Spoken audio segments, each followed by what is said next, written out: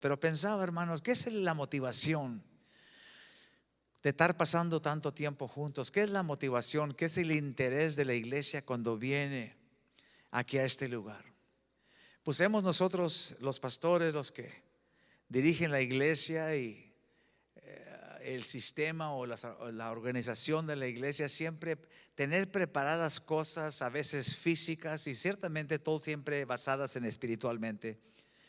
Pero nos basamos nosotros como iglesia para animar a la gente que siga viniendo y se arrime más gente aquí a la iglesia, y sea por diferentes razones. Quizás unos tengan muy buenas razones, otras porque queremos que se llenen todas las sillas, y a otros porque realmente queremos ver almas salvadas, almas salvas. Pero todavía más ahí debe haber una motivación más importante para cada uno que se para detrás de un púlpito, y eso es, hermano, enseñar al pueblo a acercarse a la presencia del Señor. ¿Cuántos me están oyendo esta mañana? Es importante enseñar al pueblo que se acerque al Señor, no a mí, no a la organización, no a la iglesia, no a la denominación, que se acerquen al Señor. Venimos nosotros, hermanos, como voceros, el maestro de la escuela dominical, los maestros que llenan los púlpitos a través de toda la iglesia, y el púlpito mayor aquí de la del pastor. Es algo siempre estar preparado y poder hablar ciertas cosas, pero ¿qué es la base de todo de lo que hablamos?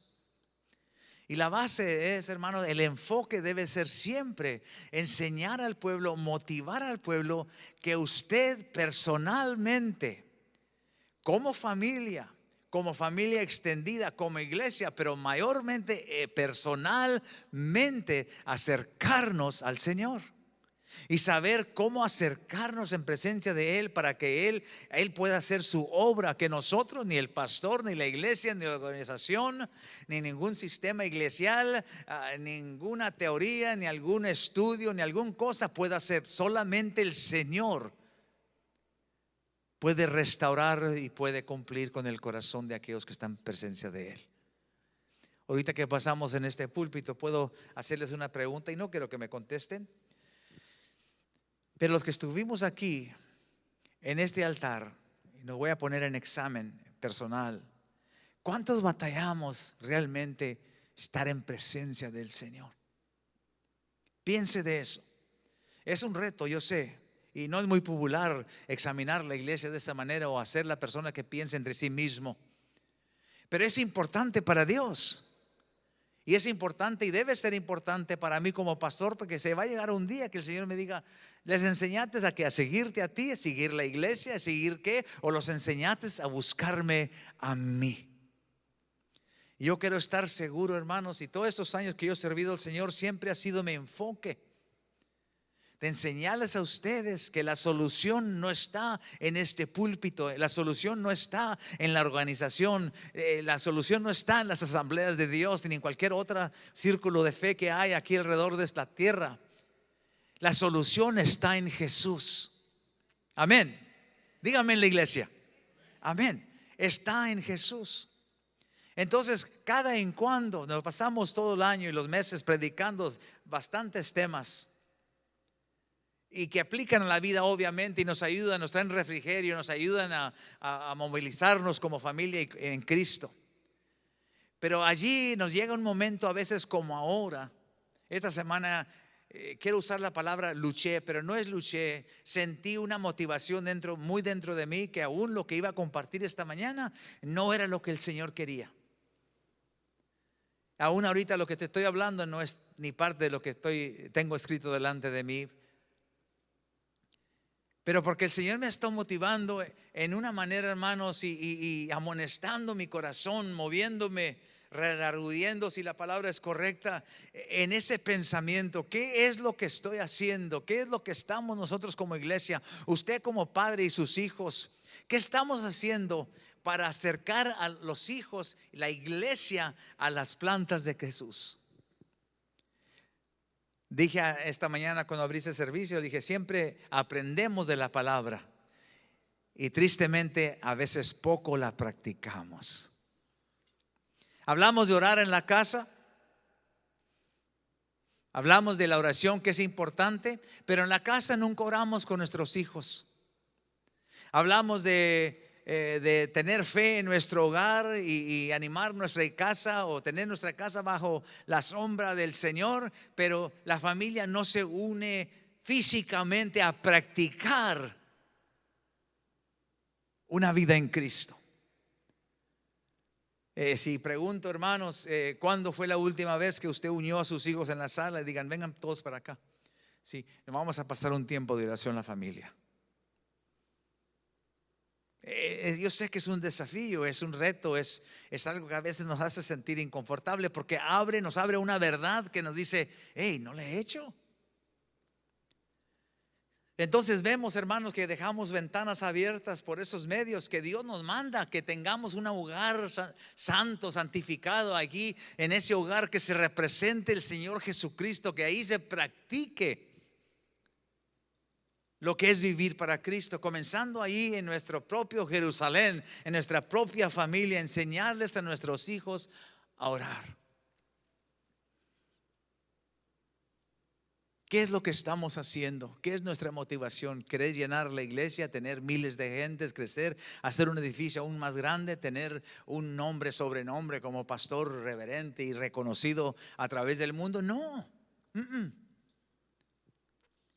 Mayor galardón, yo creo con todo mi corazón, va a ser aquel, hermanos, que acercó una alma a los pies de Jesús.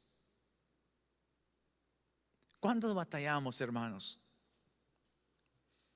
acercarnos al Señor esta mañana? ¿Cuántos pudimos bajarnos de este púlpito, salir de este púlpito y decir, está bonito nomás, sí, muy bien, pero realmente que diga uno, tuve una experiencia espiritual en presencia de mi Padre? Poco nos preguntamos esas preguntas nosotros, pero esas preguntas deben ser lo primordial al diario. ¿Qué vamos a hacer ahora nosotros para acercarnos al Señor? Oramos en la mañana para irnos a nuestros trabajos.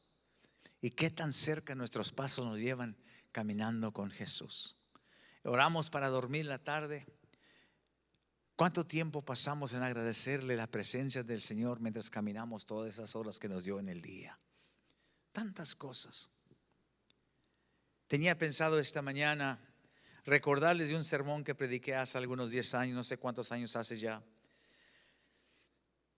Y me hacía pensar esto, vengo a este punto de que, como les dije en la mañana, me han estado avisando que ha habido mucha gente enferma y batallando físicamente, y es una tristeza bastante, pues debe importarnos a la iglesia cuando la iglesia está enferma. Debemos orar. Dice la palabra, si al caso hay algún enfermo, que hablemos a los ancianos de la iglesia.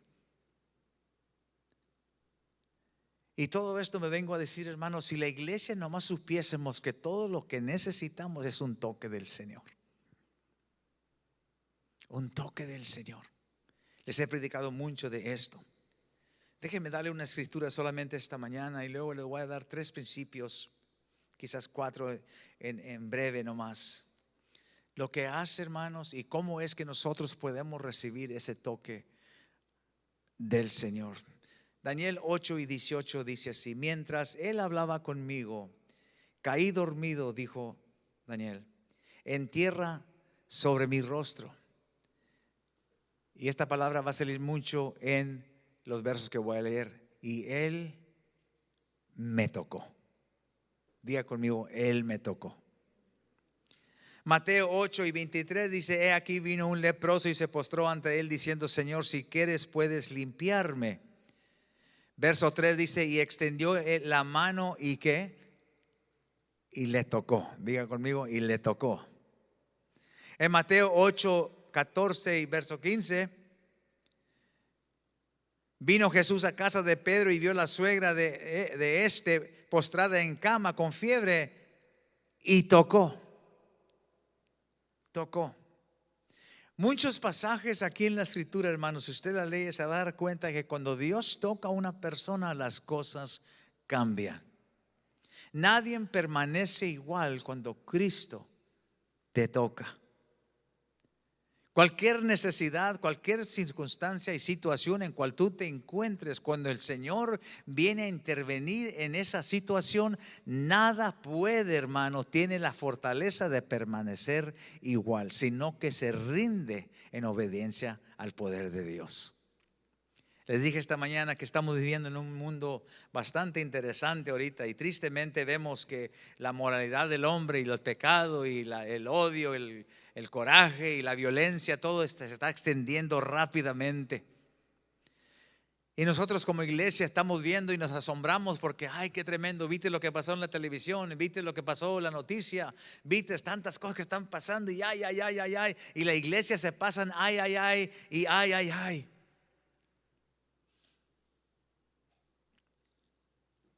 Y es justo porque vemos que son cosas que realmente, hermanos, interesan, son importantes. Pero a veces nos olvidamos, hermanos, que un toque del Señor puede cambiar todas las cosas. Es la razón por cual Jesús vino a esta tierra. Su trabajo en esos 3 años y medio que Él vivió aquí en esta tierra, Él puso manos sobre tantas gentes. Y cada persona en cual Él tocó, hermanos, tenemos testimonio tras testimonio que sus vidas fueron completamente cambiadas. Y me pongo a pensar, hermanos, ¿qué es la diferencia? Porque dice la palabra que sanó a muchos. Esa palabra nos llama la atención en las escrituras, que dice, y fue Jesús sanando a muchos. Les dije una vez, y me acuerdo, lo he repetido unas cuantas veces en este púlpito, que cuando dice que tocó a muchos, no dice que tocó a todos. ¿Verdad que sí? Dice, ¿cuántos había? Había muchos, pero no te dicen cuántos, pero había muchos, te imaginas que eran bastantes. Y si hay un grupo de gente, la iglesia está rellena de gente, dice, el Señor tocó a muchos. Eso no significa que de esquina a esquina, joven a viejo, el Señor los tocó, sino que tocó a varios en la iglesia. Y mi pregunta, hermano, que siempre me hace pensar es, ¿por qué no tocó a todos? ¿Por qué cuando tenemos iglesia, cuando tenemos servicio, hermanos, tenemos aquellos que se van bien llenos porque el Señor los tocó, y otros que vienen como rutina a la iglesia y salen igual? Eso es ejemplo de lo que les estoy hablando esta mañana. Es cuando Jesús viene y toca a muchos. ¿Cuántos los tocó el Señor esta mañana aquí en el altar? ¿A muchos o a todos? Hay una diferencia, ¿verdad? ¿A cuántos tocó el Señor esta mañana? Levante su mano con valentía. O sea, ¿cuántos tocó el Señor? Realmente que diga, yo pasé tiempo en presencia del Señor. ¿Cuántos podemos ser honestos? Yo quise llegar, pero no pude. Tocó a muchos, no significa que tocó a todos. Y siempre esa pregunta me asombra y me pongo a pensar, ¿cómo es posible? Bueno, me he dado cuenta, hermanos, que hay ciertas razones por cuales las personas a veces no recibimos del Señor o no podemos tocar ese manto, así por decir. Y número uno, hermanos, usted siempre sepa y reconozca que el Señor nunca toca a nadie que no se sienta necesitado. ¿Me está oyendo? El Señor no va a tocar a nadie que no crea en su corazón que necesita un toque del Señor. La gente, esa mucha gente que la palabra del Señor nos enseña, cuando Él tocó a muchos, tenga por seguro que esa gente que Él tocó tenía gente que reconoció su necesidad. ¿No dijo el Señor Jesucristo que fue para los enfermos que Él vino? No los que estaban bien, porque hay mucha gente bien. Yo estoy bien. Pásale al altar. No, pues ¿para qué? Estoy bien. Pero viene un enfermo que reconoce su enfermedad y busca y clama al Señor. Dijo el Señor, clama a mí, yo te responderé. Pero hay que demostrar, hermanos, esa necesidad. Nosotros esta mañana, hermanos, venimos por una de 2 razones. Una, porque estamos acostumbrados a venir a la iglesia y es justo y es bien, somos cristianos y debemos de pasar un tiempo en la iglesia. Siempre, el domingo lo tenemos entregado al Señor y nos ocupamos nosotros de ir al Señor con nuestros hijos, nuestras familias, nuestros amigos, lo que usted quiera, nuestros hermanos. Pero hay otro tipo, hermanos, todavía un poquito más profundo, que dice: yo voy a la iglesia porque necesito de Él. ¿Me está entendiendo? Ahí viene uno que viene a pasar un tiempo y otro que viene con hambre. Es una diferencia. Aquel que dice: yo voy a la iglesia, ¿por qué? Porque es que el domingo a las 9 vamos al servicio hispano aquí en Rock of Ages.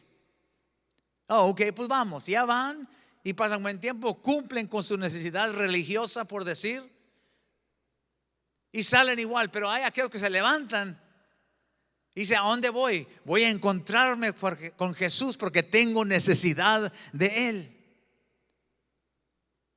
Reconocemos, hermanos, y tenemos que reconocer, hermanos, que nosotros, para recibir ese toque del Señor, el Señor tiene que ver una ansiedad en el corazón. ¿Qué dijo la mujer aquella que sufría por 12 años de ese flujo de sangre? Se extendía entre las masas de gente, y ella se metió atravesándose entre la gente, queriendo tocarla, aunque el mundo entero a una mujer que sufría de eso la consideraba inmunda, sucia. Pero en su corazón había un clamor, hermanos, que decía: si tan solo pudiese tocarle el borde de su manto. Esa hambre, esa ansiedad, esa necesidad, el Señor la conoció, hermanos. Y de entre todos, porque estoy seguro que cuando Cristo iba caminando entre la masa de gente, había muchos tocándole y en él así apretándolo y tocándolo, había muchos. Pero a nadie le pasó, y no nos cuenta la Escritura, que a nadie le pasó lo que le pasó a la mujer del flujo. El Señor la sanó. Una diferencia, me está entendiendo. Entre todos caminando con Él, y usted sabe, cuando se mete una masa de gente así, pues le van empujando y lo van tocando y nada pasa, más que va traficando y va moviéndose. Pero hay alguien que tiene necesidad, en respeto a Jesús, y a esa persona, solamente a esa persona, donde ella toca eso, dice la palabra que de él surgió esa virtud. ¿Qué fue la diferencia? Porque a los demás no, porque no iban cayendo la gente al piso cuando le tocaban y se caían, y por qué no eran todos sanos, nomás porque lo iban tocando y tocando y tocando. Porque faltaba un elemento muy importante, hermanos, en el corazón de aquellos que lo buscaban. Eso era, hermanos, el elemento de la necesidad y el reconocimiento de esa necesidad. Entonces, esta mañana, hermanos, la pregunta de la hora para cada uno de nosotros es: ¿tenemos necesidad de Él? ¿Tenemos necesidad de Cristo esta mañana? Si tenemos necesidad de Él, eso, hermanos, va a hacer toda la diferencia en lo que es un servicio tal como el de nosotros. La siguiente cosa, hermanos, que le digo, que se necesita en el corazón de una persona que va a tocar al Señor esta mañana, aún en el altar. No estoy apuntando dedos de nadie, porque yo casi nunca me fijo quién está en el altar. Yo me paso ministrándole al Señor aquí, y estoy rogando que así, a través de una punta al otro, que el Señor alcance a aquellos que estén extendiendo su corazón hacia Él. Pero a veces en la iglesia, en el altar, en tu casa, en tu persona, hermanos, no llegamos a ese momento de poder tocar y sentir la presencia del Señor, porque no nos esforzamos y resistimos la oposición. Les dije cuando estaba orando ahorita, todos les dije: empuje, ¿verdad? Empuje, esfuérzate. Porque estoy más que seguro, porque no estoy hablando, hermanos, que usted, estoy hablando de yo. Estoy hablando de mí. A veces quiero orar y me estorban cosas, ¿no?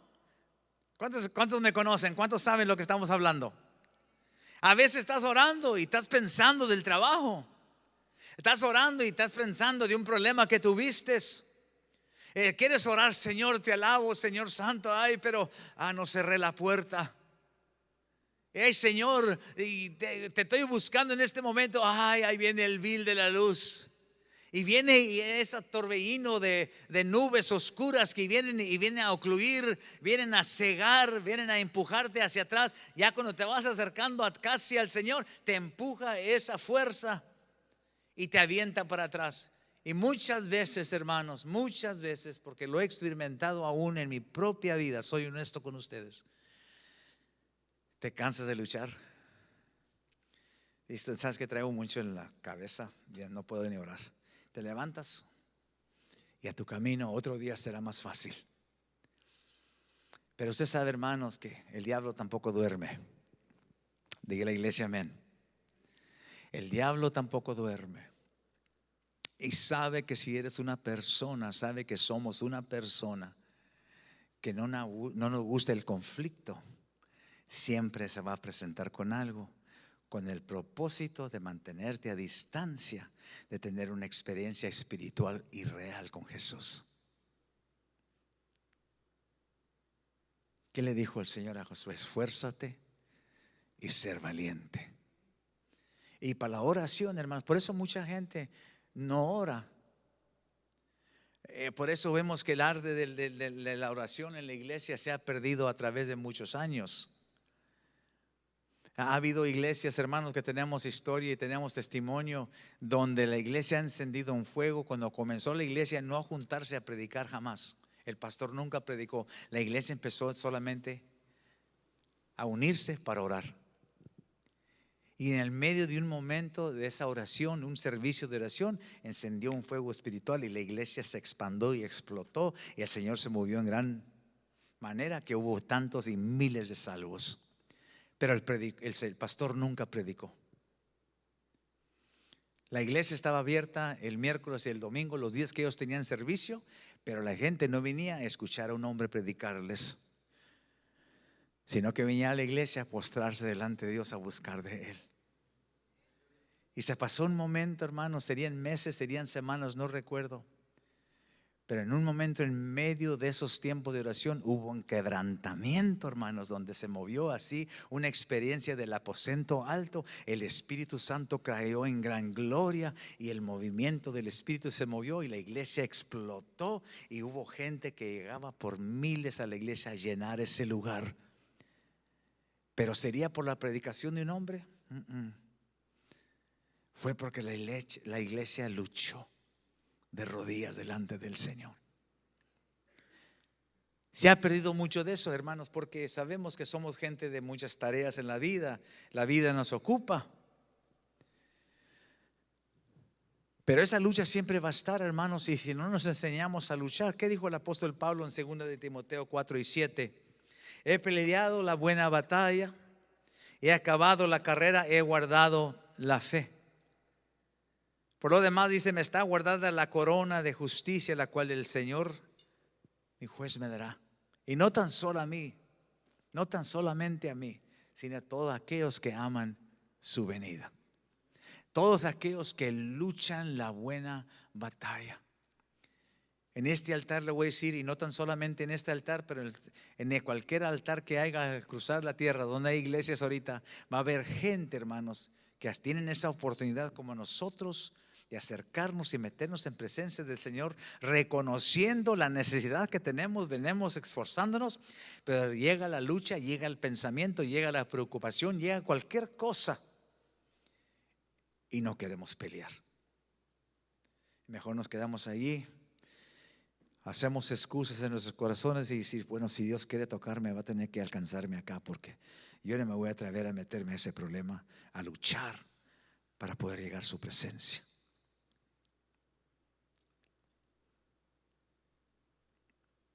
Esfuérzate y ser valiente. La iglesia se enseña, hermanos, cada uno de nosotros.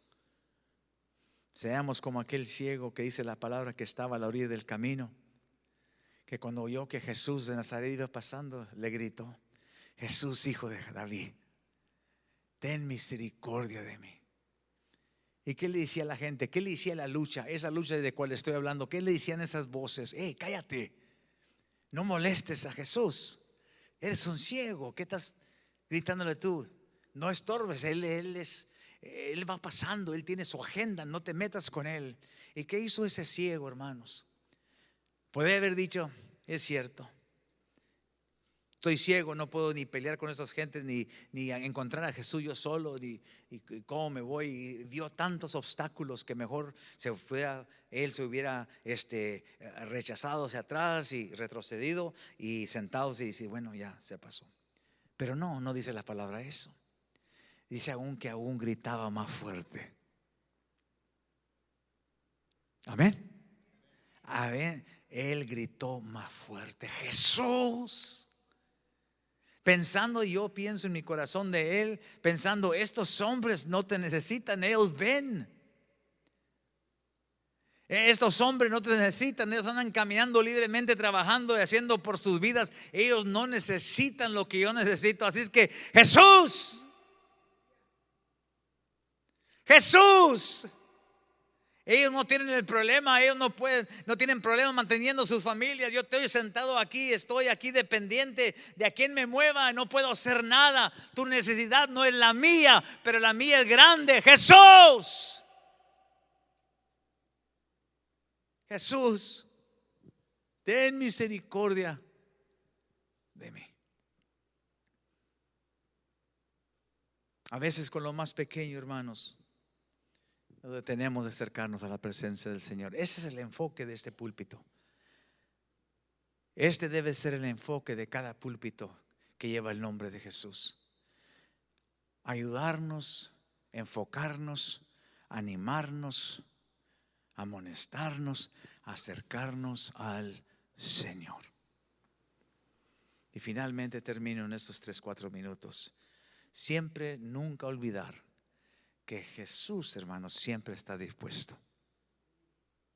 Es algo precioso que tengo que decirles ya para despedirnos. Jesús en su corazón siempre está dispuesto a contestar tu petición. Jeremías 31:3 dice: Jehová se manifestó a mí hace ya mucho tiempo diciendo, con amor eterno te he amado, por tanto te prolongué misericordia. Por tanto, ¿qué le dijo el Señor a sus discípulos antes ya de entrar y pasar a la cruz? Cuánto he deseado sentarme con ustedes. Siempre el Señor ha anhelado pasar un tiempo con el Señor. Siempre el Señor ha anhelado pasar un tiempo con nosotros. A veces pensamos que si yo le clamo, yo le grito, yo le hablo al Señor, pues nunca me escucha, nunca me va a pasar esto y otra cosa.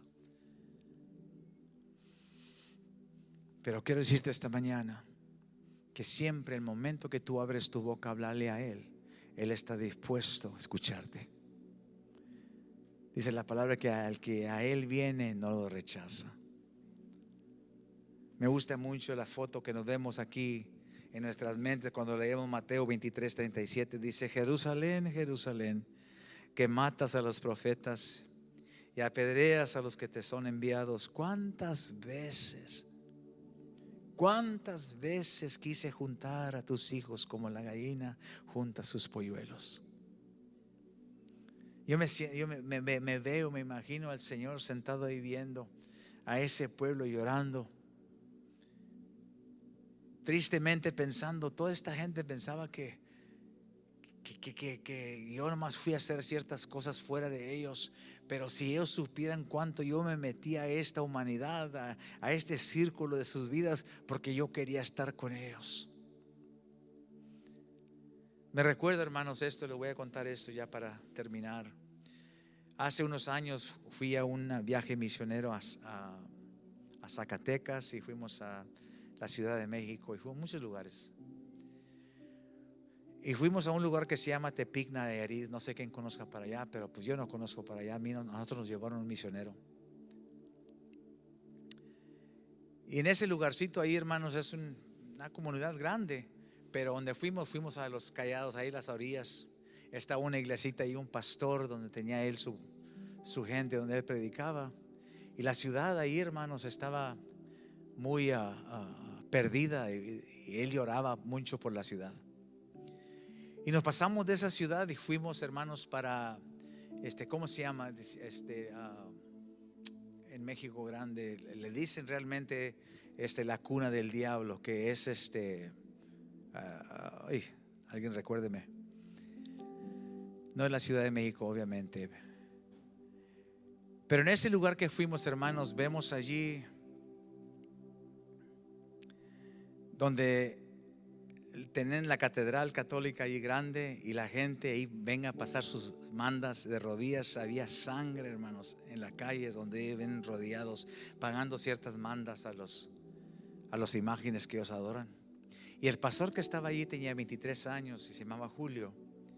Y cuando nosotros fuimos a predicar en su iglesia, nos llevaron allí a las 11 de la noche, porque nadie puede verse allí que es evangélico en ese lugar, porque los apedrean. Y ese muchachito, y digo muchachito porque estaba bien joven, y su esposa se juntaban en su casa y tenían como 12, 13 gentes ahí que se juntaban con él. Y a mí me invitaron a ir allí y nos paramos a predicar. Cuando acabamos de predicar, hermanos, salimos a medianoche, porque prediqué de las 11 hasta la madrugada de la mañana con ellos. Almorzamos y tuvimos que salir antes que el sol saliera también por lo mismo. Así es que andamos como fugitivos ahí en esa ciudad. Y antes que fuera nos dijo el pastor joven, dijo: pastor, ¿puede ir a un lugar más, por favor, por nosotros? Con nosotros. Le dije: seguro que sí, vamos. Y nos llevaron y fuimos a una sierra, hermanos, bien alta, muy grande. Una sierra bien alta. Y ahí en esa ciudad, a las 12 de la noche, en las 4 esquinas de esa ciudad, suenan unos cañones. ¡Pum! Al mediodía, en las 4 esquinas de esa ciudad, ¡pum! A cada 12 horas. Y eso es un recuerdo para enseñar a la gente, Isabel, que el catolicismo es el que mueve el organismo ahí en esa ciudad, que gente de afuera no se permite. Entonces hay un temor grande que al último pastor que él estaba allí, que estaba en ese lugar, él lo habían golpeado bastante y él tuvo que salir de la ciudad. Pero este muchacho, el Señor le llamó, no supo ni por qué, pero él está ahí con su esposa. Ya no he escuchado de él, pero... Y nos fuimos a esa sierra, hermanos, y así, de un desempeñadero así alto, pudimos ver un lugar bien precioso que para muchos fueron a tomar fotos, porque está bien bonito. Se ve toda la ciudad en la madrugada, las luces están prendidas y se ve toda la ciudad, y se ve que es un pozo en la tierra, es un lugar, pero dicen la cuna del diablo ese lugar. Se me escapa el nombre, no sé por qué. ¿Alguien dijo algo? No sé, ok. Y me dice el muchacho, dice: pastor, venga para acá. Y me paré en la orilla. Y luego con él, con sus lágrimas en su cara y su rostro ya enseñando que quería llorar, y dice: pastor, ruega por el pueblo. Ruega por el pueblo. Y lo vi a ese muchacho y yo, su cara como que casi se encogió, se dobló de dolor. Dijo: clame por el pueblo, esa es mi ciudad. Y yo no podía entender, hermanos, cuando yo aquí en los Estados Unidos me he subido primeramente a cualquier desempeñadero que tuviéramos aquí, y mucho menos a la arriba de una iglesia para ver nada. Yo no tenía en mi experiencia nada de ese tipo. Y hermanos, y de una pasión, hermanos, que hasta este día ahorita si le hablo mucho me pongo a llorar porque me siento con convicción. Y me dice el muchacho: ruegue por mi pueblo. Y lo vi yo, le dije: pues tú ruega, porque realmente tu corazón no es como el mío. En ese momento, hermano, yo me sentí no salvo. Yo me sentí muy fuera del círculo de donde él estaba. Él estaba comprometido, hermanos, a su lugar en el Señor. El Señor lo llamó a buscar a ese pueblo, y su iglesia estaba pequeñita, y comenzamos con solamente yo y mi esposa y un pianista que era el pianista de la catedral que estaba allí. Se salvó el Señor. Y ahora ya eran 11, 12 gentes, y esa noche que predicamos llegaron 2 almas y la iglesia creció a 13 gentes. Pero me dijo él de rodillas: ruegue. Hermanos, yo todo lo que pude hacer era gritar y llorar. Y no debo ser sincero, que no sé si grité y lloré por mí mismo. Y Señor, dame ese amor. Dame, Señor, enséñame. Enséñame qué es el plan. Enséñame, Padre, cómo llegas a esto. Cómo llegas al corazón de este muchachito que está completamente rendido a Él, lo pueden matar cualquier momento. Si lo sacan de su casa, se dan cuenta que Él es pastor, no le venden leche, no le venden harina, no le venden masa, no le venden nada, que se hambree o se vaya. Y todavía Él ahí arriba de ese empeñadero rogando, gritando al Señor: Señor, sana y toca a mi pueblo. Cuando yo miro eso, hermanos, y leo esta escritura en Mateo 23, veo a Jesús. Veo el corazón de Cristo. Asimismo Él rogó por el pueblo de Cristo: tan solamente supieras cuánto quiero estar contigo. Cuando venimos al altar, hermanos, y queremos pasar el tiempo del Señor, sepámoslo y reconozcamos primeramente que tenemos necesidad de Él.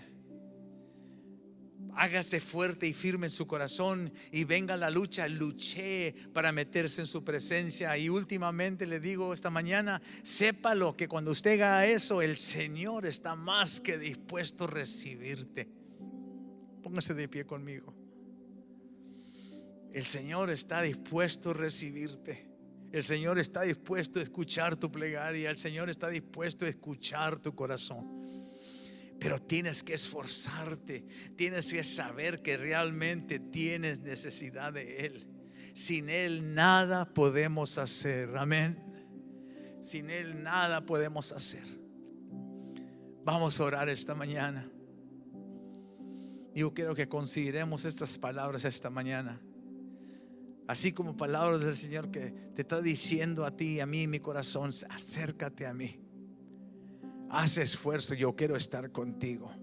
Que tu propósito de estar aquí en esta iglesia no es para solamente ser entretenido o cantar cantos o hacer estas cosas o ser parte de un ministerio, sino que el plan de traerte aquí a este lugar es que tú sepas que tienes necesidad de mí, que estás dispuesto y convencido que venga lo que venga, vas a luchar, a acercarte a mí. Y que tú sepas y conozcas mi corazón que si te acercas a mí, yo nunca te voy a rechazar. Al contrario, te voy a hacer reconocer que tanto tiempo he deseado estar contigo.